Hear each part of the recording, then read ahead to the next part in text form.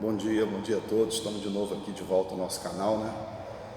O dono da verdade. O país para ter assunto, hein? Meu Deus do céu. O paizinho para ter assunto.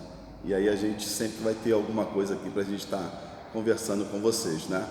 Na época do Lula e da Dilma, a gente sempre tinha, né, assuntos. A saída dos ministros do Lula e os ministros da Dilma era sempre saídas por motivo único. Qual era o motivo? Crime de corrupção. Mas no governo Bolsonaro, o crime é diferente, é a vaidade, né? Cada um querendo aparecer mais do que o outro, e aí o presidente tem que tomar algumas atitudes, são suas atribuições, nós já estudamos aqui, mas nós vamos falar hoje quais são, né, os crimes apontados, na verdade, né, no inquérito 4.829 de 2020. Esse inquérito foi requerido, né, foi pedido pelo Procurador-Geral da República, o senhor Augusto Aras, e nesse inquérito aberto direto no STF, né, porque o presidente da República ele tem foro privilegiado, então foi aberto direto no STF. Foi sorteado, né, esse inquérito, foi sorteado e caiu na mão do decano Celso de Mello. Mas quais são, na verdade, os crimes que foram apontados pelo Procurador-Geral da República tanto contra o presidente da República, né, apontado pelo ministro Moro? Quais os crimes, né, que o Moro apontou que foram praticados pelo Moro? E também o Augusto Aras, ele coloca alguns crimes que foram praticados pelo Moro contra o Bolsonaro. Então, na verdade, nós temos uma linha de mão dupla aqui, onde o Procurador-Geral da República ele coloca supostamente, né, em tese, alguns crimes praticados por Bolsonaro e alguns crimes praticados por Moro. E aí nós vamos enumerar, na verdade são 8 crimes relacionados ali pelo Procurador-Geral da República.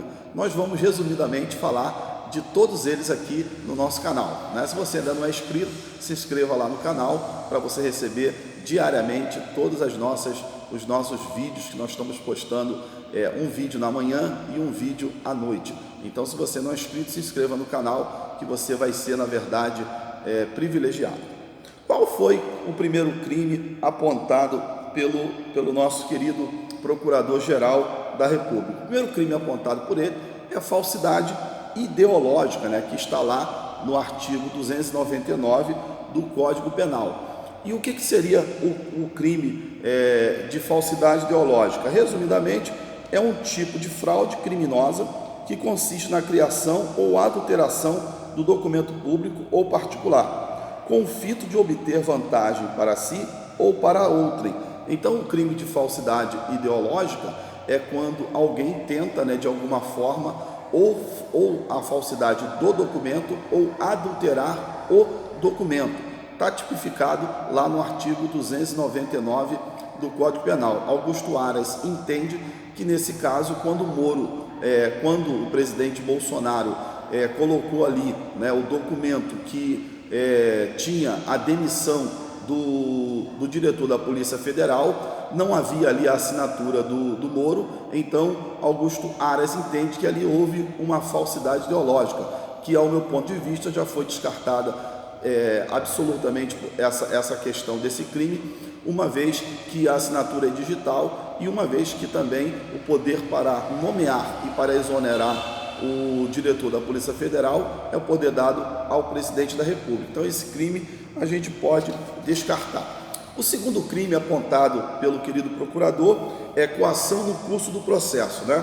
Esse crime é bem novo, é bem interessante, porque quando o agente usa de violência ou grave ameaça com o intuito de favorecer interesse próprio, alheio, contra a autoridade ou parte ou qualquer outra pessoa que funciona e é chamado a instruir um processo judicial, policial ou administrativo, ou até em juízo arbitral. Então, o crime de coação no curso do processo também eu descarto totalmente a possibilidade desse crime, porque na verdade não houve coação em curso de processo algum, porque até mesmo na fala do ex-ministro Moro não houve a identificação de nenhum processo sugerido por Bolsonaro para que houvesse, na verdade, a prática desse crime. Então eu descarto a possibilidade da aplicação desse crime, uma vez que não houve nenhum processo apontado diretamente tanto pelo presidente, nem mesmo pelo Moro. Foi apenas uma informação, foi apenas um requerimento, foi apenas um pedido que o presidente supostamente tenha feito ao ministro Moro a respeito do andamento, de como está as investigações, e eu acredito que ele, como presidente da República, deve ter conhecimento ou ser esclarecido de qualquer coisa, uma vez que tanto o Moro quanto o diretor da Polícia Federal foram nomeados por eles. Ele não queria interferir em processo nenhum, ele queria ter conhecimento como estava o processo. Eu descarto totalmente a possibilidade da aplicação deste crime. O terceiro crime apontado pelo procurador é a advocacia administrativa. Esse crime também é crime previsto no artigo 321 do Código Penal, consiste em patrocinar direta ou indiretamente interesse privado perante a administração pública. Nesse caso aqui, o crime de advocacia administrativa, seria quando a pessoa que está patrocinando direta ou indiretamente aquela atuação, aquele tipo de processo, ele na verdade ele tem algum interesse, ou por uma parte ou outra. É claro que o presidente da República, há um inconformismo muito grande por parte dele de querer saber quem foi que lhe deu a facada, melhor dizendo, ele sabe quem lhe deu a facada, mas claramente fica bem evidenciado que aquela pessoa não fez aquilo sozinho, uma vez que logo em seguida, após serem preso, uma turma de advogado muito renomado chegou àquele lugar e um dos advogados defensores do Adélio disse a seguinte frase, abre aspas: "É possível? Você acredita que tem alguém que me pagou para defendê-lo?"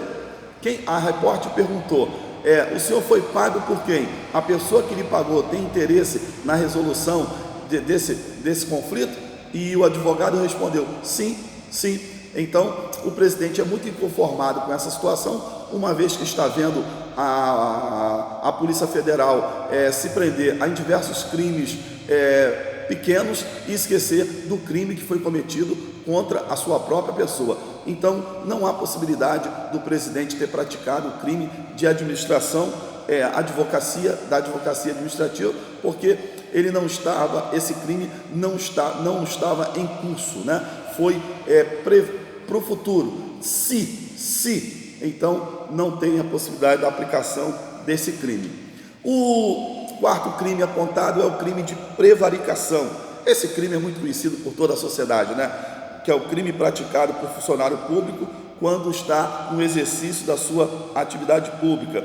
É deixar de praticar ato de ofício ou praticá-lo contra a disposição legal expressa na lei, visando satisfazer interesse público. Então, o crime de prevaricação está lá no artigo 319 e fica muito bem evidenciado que esse crime é quando o funcionário público deixa de praticar algum ato que é necessário à resolução de um conflito. E nesse caso, eu acredito que aqui, nesse momento, o Augusto Aras está apontando esse crime praticado por Moro, porque o presidente diz que muitos processos que deveriam ser investigados, ele não investigou e não deu solução e não deu resposta. E aí você estaria cometendo o crime de prevaricação, que depende, na verdade, de algumas provas.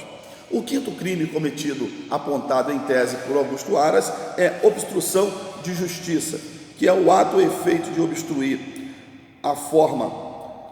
de forma proposital a justiça.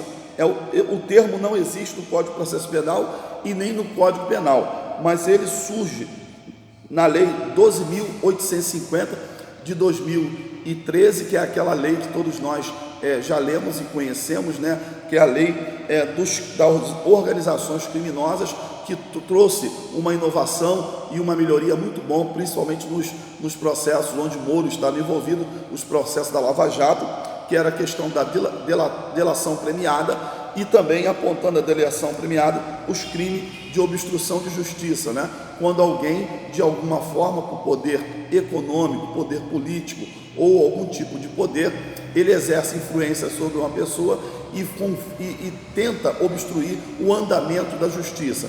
Esse crime provavelmente também será apontado aí na pessoa do Sérgio Moro, porque na fala do presidente ele aponta que Moro deixou de praticar atos que eram exatamente função dele e aí ele teria prevaricado. O crime de número 6, apontado em tese pelo Augusto Aras, é corrupção passiva privilegiada. A corrupção passiva, todos nós já sabemos, ela tem um tripé, que é a calúnia, difamação e a injúria. Está lá no artigo de número 317 do Código Penal, no parágrafo 2º. Então, onde há difamação, injúria e calúnia, há a prática do crime de corrupção passiva. Mas a corrupção passiva privilegiada, ou seja, o crime contra a honra do presidente da República, a gente vai ver mais um pouquinho lá na frente. Este crime, o crime de corrupção passiva privilegiada, este crime busca castigar o sujeito que viola seu dever funcional e atua irregularmente como funcionário público, com o objetivo de atender o pedido de um terceiro, por conta de sua influência. Então, a corrupção passiva é quando uma pessoa que é influente em algum tipo de repartição pública, ela exerce essa influência para tentar, de alguma forma, ter algum privilégio. O 7º crime praticado por esse apontado por Augusto Aras é a denunciação caluniosa. Este crime é previsto no artigo 339 do Código Penal e comete este crime quem aciona indevidamente e movimenta irregularmente a máquina estatal da percussão penal, fazendo surgir contra alguém um inquérito ou um processo indevido. Então, a denunciação caluniosa apontada por Augusto Aras tem relação a Sérgio Moro, porque Augusto Aras entende que os crimes apontados por Sérgio Moro não são crimes e provavelmente ele esteja cometendo um crime de denunciação caluniosa. 8º crime, último crime, né? Não deixe de se inscrever no canal Dono da Verdade, é o crime contra a honra, né? No caso, o crime contra a honra, voltando aqui, o crime contra a honra se divide no tripé: injúria, difamação e calúnia. Mas o crime contra a honra do presidente da República, ele está na Lei 7.170 de 83, no seu artigo 6º, quando diz: presidente da República, o Senado Federal, a Câmara dos Deputados, o STF, imputando-lhe fato deferente como crime, fato ofensivo à reputação. Então, o crime contra a honra do presidente da República é o crime de caluniar e difamar. E foi exatamente isso que Augusto Aras entendeu, que Sérgio Moro caluniou e difamou o presidente da República sem provas objetivas nessa questão. Não somos o dono da verdade, porque com certeza em cada um de nós temos um pouco de verdade.